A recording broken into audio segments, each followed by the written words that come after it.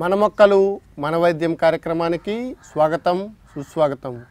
ఈరోజు మనం చూస్తున్నటువంటి మొక్క ప్రేమకు చిహ్నంగా మనము తాజ్మహల్ చెప్పుకుంటాము.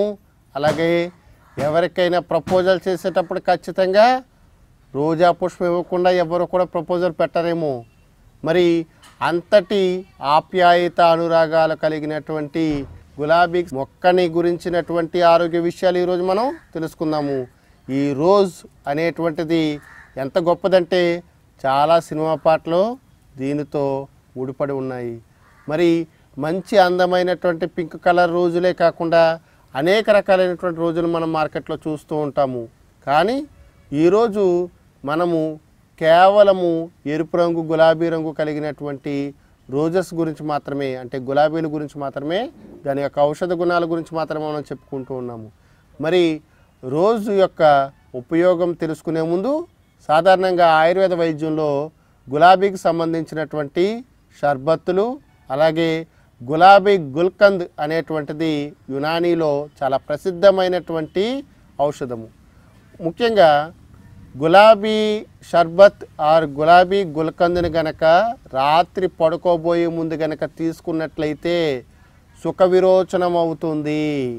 మరి సుఖ విరోచనం కావాలనుకునేటువంటి వారు త్రిఫల చూర్ణము కానీ, తెగడ యొక్క లేహ్యము కానీ, లేదా గులాబీ షర్బత్ ఆర్ గులాబీ లేహ్యమును కానీ గనక తింటే వాళ్ళకి తెల్లారిన వెంటనే కాల విరోచనం అవుతుంది. మనిషికి అత్యంత సుఖమునిచ్చేటువంటి విరోచనానికి మించినటువంటి హాయి ఏదైనా ఉంటుందా?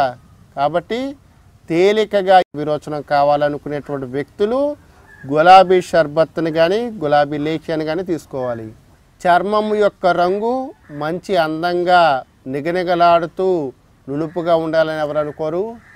ఎవరికైతే గులాబీ వర్ణం కలిగినటువంటి రంగు కావాలని అనుకుంటున్నారో వారు పంచదారతో కలిపినటువంటి గులాబీ రేకుల్ని గనక రోజు ఒక పుష్పం చొప్పు తిన్నట్లయితే వాళ్ళ యొక్క శరీరం యొక్క వర్చస్సు కాంతి పెరుగుతూ ఉంటుంది. మరి గులాబీ యొక్క మరొక ఉపయోగం తెలుసుకుందాం. గులాబీ రేకులని కొద్దిగా పట్టిక లేదా పొటాష్ ఆలముని కొద్దిగా వేసి బాగా నవ్వులుతూ నోరంతా తిప్పుకున్నట్లయితే నోటులో ఉండేటువంటి అల్సర్లు లేదా పుండ్లు అనేటువంటివి తగ్గుతాయి. మీ అందరికీ తెలుసు గులాబీ ముళ్ళు గుచ్చుకుందంటే ఆ బాధ వర్ణాతీతము. మరి ఇలాంటి ముళ్ళు గుచ్చుకున్నప్పుడు ఆ ఆకుని శుభ్రంగా నూరి కట్టుకున్నట్లయితే ఆ ముళ్ళు యొక్క బాధ వెంటనే తగ్గుతుందని మన శాస్త్రంలో చెప్పడం జరిగింది.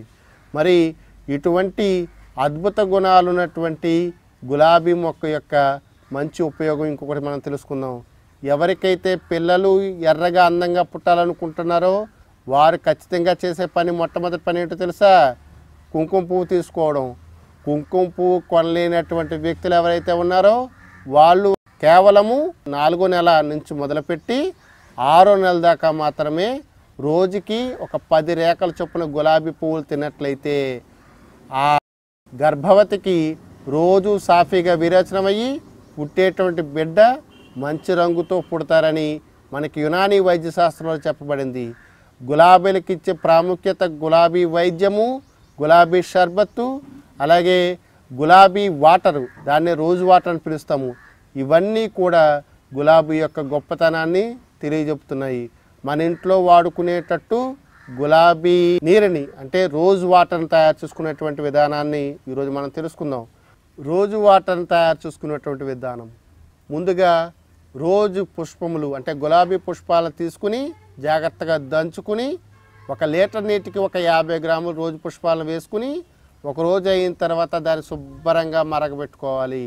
మరగబెట్టుకుని బాగా రావాలనుకున్న వాళ్ళు సారాయిలాగా అర్కము అంటే ఆవిరిని పట్టుకోవచ్చు, లేదా మామూలు వాళ్ళు శుభ్రంగా మరగగాచుకుని ఒక దాంట్లో వేసుకుని వారికి పాలులో కలిపి తీసుకున్నట్లయితే, ఈ గులాబీ అర్కాన్ని పాలులో కలిపి తీసుకున్నట్లయితే ముఖ వర్చస్సు బాగా వస్తుంది. అంతేకాకుండా ఫేస్ ప్యాక్ వేసుకునేటువంటి వాళ్ళు, అలాగే ముఖం మీద మచ్చలు ఉన్నటువంటి వాళ్ళకి రోజు వాటర్తో కనుక రోజు ముఖ ప్రక్షాళన చేసుకున్నట్లయితే, అంటే ముఖాన్ని కడుక్కున్నట్లయితే కొన్ని రోజుల్లో ముఖం యొక్క నలుపు తగ్గి మంచి అందమైనటువంటి శరీర మేలిమి ఛాయ కనపడుతుంది. ఈ మధ్యకాలంలో రోజు వాటర్ అనేటువంటిది డూప్లికేట్ తయారవుతుంది, ఎసెన్స్ వేసి తయారు చేస్తున్నారు. మరి మన ఇంట్లో కనుక రోజు వాటర్ తయారు చేసుకున్నట్లయితే మంచి అందము, మంచి ఆకర్షణ అయినటువంటి వర్చస్సు కలుగుతుంది. మరి గులాబీకి సంబంధించినటువంటి ఆరోగ్య విషయాలు ఈరోజు తెలుసుకున్నాం కదా. మరొక ఎపిసోడ్లో మరొక మొక్కతో మీ ముందు ఉంటాము. అంతవరకు సెలవు, నమస్కారం.